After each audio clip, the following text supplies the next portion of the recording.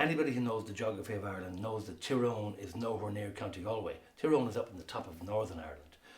But down in Kilcolgan on Galway Bay is a beautiful house called Tyrone House. It's a ruin nowadays, a stark ruin, scared the living bejesus out of you if you go down there at night. It's an interesting ruin. Lots and lots of history there. It was owned by a family called the St. Georges. They made a lot of money. However, they also lost a lot of money. They were a strange family.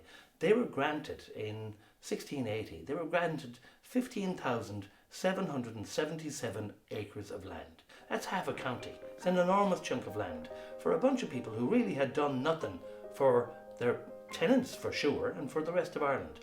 Their tenants were badly treated. 1921, the Republicans, our revolutionary heroes, they marched up the driveway of Tyrone House, and there was nobody home. Nobody except a caretaker. He was in bed upstairs, and they went inside, carried him out, and then proceeded to pour petrol all over the house and lit the house to deny the St. Georges any chance of moving back into their house.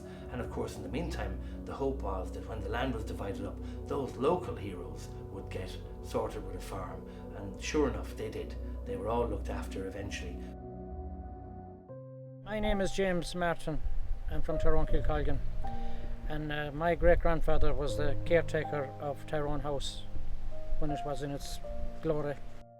This is my great-grandfather, Tommy Martin, pictured outside Tyrone House. He was actually the last man to leave it. The house was on fire.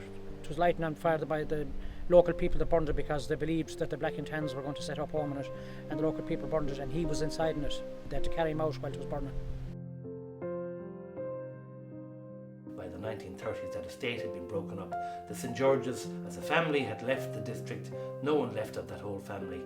And today, that ruin of a house, initially blackened from the petrol fire that had happened in 1921, but it stood there as a stark reminder of this family who had come here 600 years earlier and had lorded over us as they did.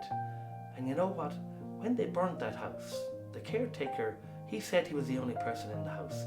I'm not sure, because when we were down there, I have to tell you, I got the feeling we were being watched. I looked up a few times at the windows. The light was fading as we were there. And you know what? I'm certain I saw a man looking out.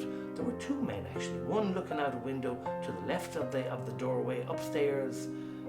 It was really spooky. He looked as if he was a skull.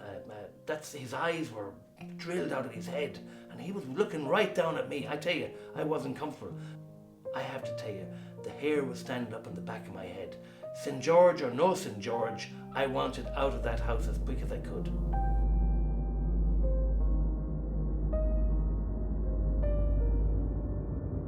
There's a lot of descendants all over the world because any local girl, Christopher St. George was the landlord of the house, but any local girl in the area that got married around here, the law was she had to spend the first night with him.